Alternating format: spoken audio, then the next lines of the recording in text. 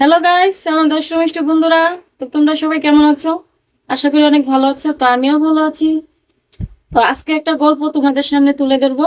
সেই গল্পটা হয়েছে বান্ধবীর সাথে যে একটা মেয়ে দিলে কি হয়, বান্ধবীকে বিয়ে দিলে, একটা মেয়ের সাথে দিয়ে দিলে যে কি হয়, সেটা আপনাদের সামনে তুলে ধরবো। তো আপনারা মনোযোগ সহকারে শুনতে থাকো। হ্যাঁ, আমার একটা বান্ধবী আসলে খুব কাছের ক্লোজ একটা বান্ধবী, ঠিক আছে? তো আমার বান্ধবীটাকে হঠাৎ কইরা তার বিয়ে ঠিক হয়ে গেছে। তারপর বিয়ে ঠিক হয়ে গেছে পরে আমি তো আমার ওই বান্ধবীরা ছাড়া থাকতে পারি না।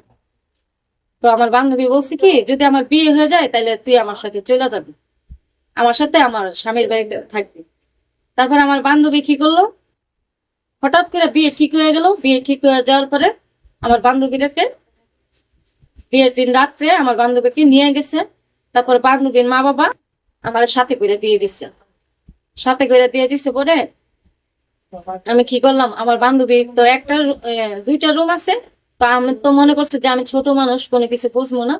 তারপর আমার বান্ধবী আমারে নিচে বিছানা করে দিছে, আর তারা বাসর করছে খাটের উপরে। তারা বাসর করছে খাটের উপরে, আমার নিচে বিছানা করে দিছে। পরে আমি শুয়ে গেছি। পরে আমার বান্ধবী বলতেছে তুমি ঘুমায়া যাও। বান্ধবী জামাই বলতেছে তুমি ঘুমায়া যাও, আমরা ঘুমাইতে দেরি হবে।